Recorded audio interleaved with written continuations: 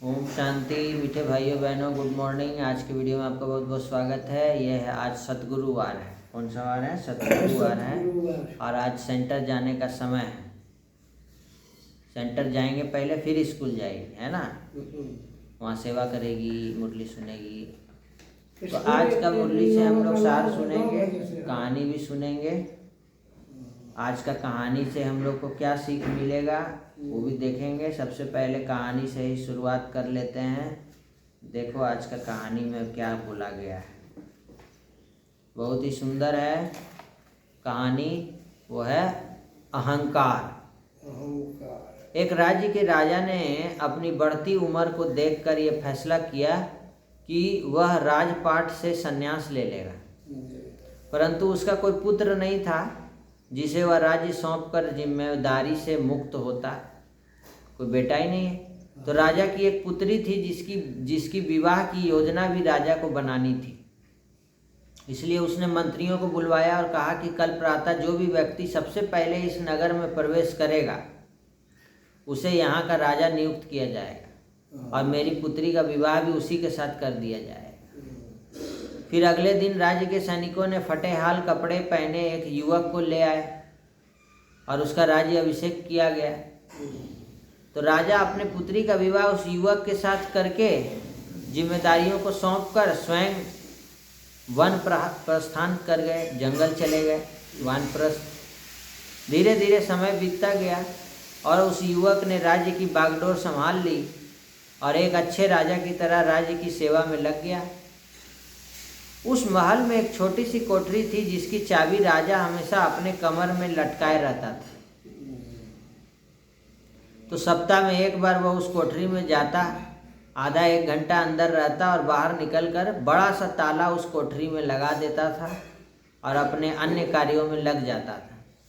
इस तरह राजा के बार बार उस कमरे में जाने से सेनापति को अचंभा होता कि राज्य का सारा खजाना, सारे रतन मणि हीरे जवाहरात जो खजांची के पास है, सेना के शास्त्रागार की चाबी मेरे पास है, अन्य बहुमूल्य कागजातों की चाबी मंत्री के पास है। फिर इस छोटे से कोठरी में ऐसा क्या है जो राजा यहाँ हर सप्ताह अंदर जाता है और थोड़ी देर बाद बाहर निकल आता है। तो सेनापति से रहा नहीं गया। उसने हिम्मत करके राजा से पूछा कि राजन, यदि आप क्षमा करें तो ये बताइए कि इस कमरे में ऐसी कौन सी वस्तु है जिसकी सुरक्षा की आपको इतनी फिक्र है। तो राजा गुस्से से बोले, सेनापति, यह तुम्हारे पूछने का विषय नहीं है, यह प्रश्न दोबारा कभी मत करना। तो अब तो सेनापति का शक और भी बढ़ गया। धीरे धीरे मंत्री और सभासदों ने भी राजा से पूछने का प्रयास किया, परंतु राजा ने किसी को भी उस कमरे का रहस्य नहीं बताया। बात महारानी तक पहुंच गई और आप तो जानते हैं कि स्त्री हट के आगे किसी की भी नहीं चलती। रानी ने खाना पीना त्याग दिया और उस कोठरी की सच्चाई जानने की जिद करने लगी। आखिरकार विवश होकर राजा सेनापति व अन्य सभासदों को लेकर कोठरी के पास गया और दरवाज़ा खोला। जब कमरे का दरवाज़ा खुला तो अंदर कुछ भी नहीं था सिवाय एक फटे हुए कपड़े के जो दीवार की खूंटी पे लटका हुआ था। कमरा खाली था। मंत्री ने पूछा कि महाराज, यहाँ तो कुछ भी नहीं है। राजा ने उस फटे कपड़े को अपने हाथ में लेते हुए उदास स्वर में कहा कि यही तो मेरा सब कुछ है। जब भी मुझे थोड़ा सा अहंकार आता है तो मैं यहाँ आकर इन कपड़ों को देख लिया करता हूँ। मुझे याद आ जाता है कि जब मैं इस राज्य में आया था तो इस फटे कपड़े के अलावा मेरे पास कुछ भी नहीं था। जब मेरा मन शांत हो जाता है और मेरा घमंड चूर चूर समाप्त हो जाता है तब मैं वापस बाहर आ जाता हूँ। क्या शिक्षा मिला इस कहानी से? बोलो सजन, नहीं करना चाहिए। बोलो। अपने पुराने दिनों को भूल जाते हैं कि कुछ नहीं था, सब किसने दिया? भगवान ने दिया। भगवान ने दिया। और आज हो गया है सब कुछ, तो घमंड आ गया है, अहंकार आ गया है। इसीलिए राजा जाता था उस कमरे में, उस फटे हुए कपड़े को टांग दिया था, अब बार बार उसको जाके देखता था, स्मृति दिलाता था कि तुम जब इस राज्य में आए थे तो तुम्हारे पास कुछ नहीं था, एक फटा हुआ कपड़ा था केवल, और इस राज्य का धन दौलत का तुम घमंड कर रहे हो। तो यही शिक्षा मिला कि अहंकार अग्नि के समान होता है, जो मनुष्य को अपने ताप से भस्म कर देता है। साथ ही जो व्यक्ति वास्तव में बड़ा होता है ना, वह अहंकार जैसे दोषों को अपने से कोसों दूर रखता है। जो वास्तव में बड़ा है, महान है, उसको अहंकार नहीं आता। वो जितना ऊंचा चला जाता है उतना उसका अहंकार जीरो होता चला जाता है। यह है आज की कहानी का सीख। आप लोगों को क्या सीख मिला? प्यारे बच्चों, कमेंट करके बता दीजिए। और आज की मुरली में बाबा ने हम बच्चों को क्या कहा है ये भी सुनिए। आज बाबा ने हम बच्चों को स्मृतियाँ दिलाई, बहुत सारी स्मृतियाँ दिलाई। तुम क्या थे, क्या बन गए हो और क्या बनना है। बोलो, तुम क्या थी? आत्मा थी। अभी क्या हो? अभी देवता बन गई है।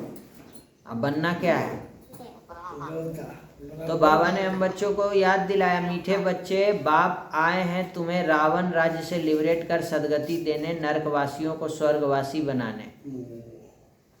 बाबा ने हम बच्चों को स्मृतियाँ दिलाई है कि हे भारतवासी बच्चे, तुम स्वर्गवासी थे। आज से 5000 साल पहले भारत स्वर्ग था। हीरे सोने के महल थे। सेजल का एगो सोना का महल, हीरा का महल था। टिया का एगो सोना हीरा का महल अलग था। तुम सारे विश्व के मालिक थे। धरती आसमान जितना भी है सब तुम्हारा ही था। जहाँ जाओ धरती सब तेरा, जितना जमीन है सब तेरा। भारत शिव बाबा का स्थापन किया हुआ शिवालय था, वहाँ पवित्रता थी। अब फिर से ऐसा भारत बनने वाला है। ये जितना भी कुछ था ना, ये अभी तुम्हारे पास नहीं है। सब कौन छीन लिया? अब फिर से तुम्हारे पास ये सब चीज़ें बाबा दे रहे हैं। गीत बहुत, नयनहीन को राह दिखाओ प्रभु। सब नयनहीन हो चुके हैं, सब भूल गया कि मैं आत्मा हूँ, मैं भगवान की संतान हूँ, मैं शुद्ध पवित्र आत्मा हूँ। स्मृतियाँ सब भूल चुका है।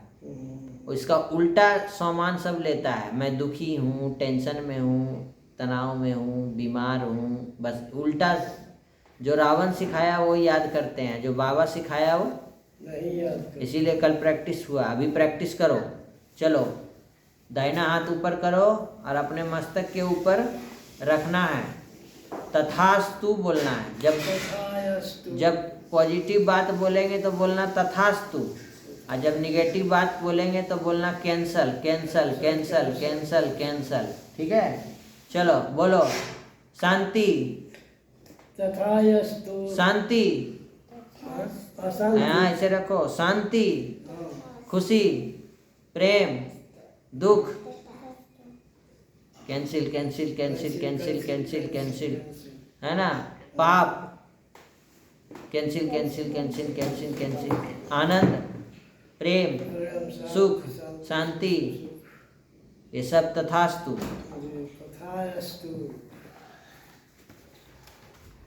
तो हम बच्चों के पास वो सब कुछ है, सिर्फ तथास्तु बोलने के भर का देरी है। अब पॉजिटिव संकल्प करना है। जो संकल्प करेंगे, जैसा सोचोगे तुम वैसा बन जाओगे, है ना? आप जैसा सोचेंगे वही आप प्रोडक्ट वही तैयार होगा। सोच लीजिए। अब आपको क्या सोचना है ये भी सोच लीजिए आप। आज बाबा हम बच्चों को कांटे से फूल बना रहे हैं। कांटे से फूल फूलों का बगीचा सतयुग स्थापन करने की सेवा करनी है। सेवा करो, ऐसे फूलों के बगीचे का सेवा करने बाबा बोल रहे हैं। सबको नयनहीन को राह दिखाओ, सबको बताओ, सबको मोटिवेट करो। कोई भी बुरा कर्म न करो। नहीं करना है। बुरा कर्म क्या होता है? लड़ाई झगड़ा करना। पाप कर्म। बुरा कर्म। नेगेटिव बोलना। बुरा कर्म। व्यर्थ सोचना। बुरा कर्म। मोबाइल में टाइम वेस्ट करना। बुरा कर्म। रूहानी ज्ञान जो बाप से सुना है ना, वही सबको सुनाना है। आत्म अभिमानी बनने की मेहनत करनी है। एक बाप को ही याद करना है, किसी देहधारी को अपने को आत्मा समझना है और बाबा को याद करना है। वरदान बहुत सुंदर है। निंदा स्तुति जय पराजय मान अपमान। निंदा स्तुति जय पराजय मान अपमान में समान स्थिति रखने वाले बाप समान संपन्न व संपूर्ण भव। जब आत्मा की संपूर्ण और संपन्न स्थिति बन जाती है तो निंदा स्तुति जय पराजय सुख दुख सभी में समानता रहती है। दुख में भी सूरत व मस्तक पर दुख की लहर के बजाय सुख व हर्ष की लहर दिखाई दे। निंदा सुनते भी अनुभव हो कि यह निंदा नहीं है। संपूर्ण स्थिति को परिपक्व करने के लिए यह महिमा योग शब्द है। ऐसी समानता रहे तब कहेंगे बाप समान। कोई निंदा करे चाहे स्तुति, स्थिति हमेशा समान रहे। ऐसा ना हो कि कोई स्तुति कर दिया, टिया तुम बहुत अच्छी है, हाँ हंसने लगी, खुश हो गई। कोई बोल दे तुमको टिया तुम बहुत गंदी है, तो नाराज हो गई। ऐसे नहीं करना है, दोनों में एक समान रहना है। कोई निंदा भी करे तो सोचो कि ये महिमा योग शब्द है। क्यों? क्योंकि स्थिति को परिपक्व करने के लिए आई है। जरा भी वृत्ति में यह ना आए कि यह दुश्मन है, गाली देने वाला है और यह महिमा करने वाला है। जरा भी बुद्धि में नहीं आए। स्लोगन है निरंतर योग अभ्यास कर, अटेंशन दो तो फर्स्ट डिवीजन में नंबर मिल जाएगा। सदा योग अभ्यास बढ़ा दो तो क्या होगा? फर्स्ट डिवीजन में पास हो जाएगी। ब्राह्मण परिवार की विशेषता अनेक होते हुए एक है। अव्यक्ति सारे आपके सभी सेवा केंद्रों का वाइब्रेशन ऐसा हो जो सबको महसूस हो कि ये अनेक नहीं लेकिन एक है। आपकी एकता का वाइब्रेशन सारे विश्व में एक धर्म एक राज्य स्थापन करेगा। तो विशेष अटेंशन देकर भिन्नता को मिटाकर एकता कायम करो। जो बाबा बोले जी बाबा, एक बनो। जैसे माचिस का तिल्ली लो और तोड़ दो, फिर पूरा गठरी बना लो, फिर तोड़ो तो नहीं टूटेगा। एकता में बल है। एकता का वाइब्रेशन फैलाना है और 10 की लाठी 1 की बोझ। आपस में विश्वास की भावना रखनी है। आज का होमवर्क नोट कर लो। बाप समान संपन्न व संपूर्ण आत्मा हूँ। निंदा स्तुति जय पराजय मान अपमान में एक समान स्थिति में रहने वाली आत्मा हूँ। बाप समान संपूर्ण और संपन्न आत्मा हूँ। परिपक्व स्थिति वाली आत्मा हूँ। निरंतर योग में रहने वाली आत्मा हूँ। और आज का कांटा और फूल, कांटे से फूल बनना है ना, तो कांटा और फूल 2 शब्द है आज का। ओम शांति ओम शांति ओम शांति। शांति लीजिए, ओम शांति। ये होमवर्क बनाई है, ये इसका दोनों का होमवर्क हो गया, देख लीजिए।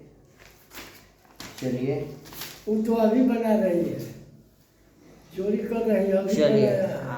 अभी बना रही है होमवर्क, रात को नहीं बनाई थी क्या? नहीं। क्लास के समय होमवर्क बन रहा है। स्कूल का होमवर्क भी ऐसी करती है क्या?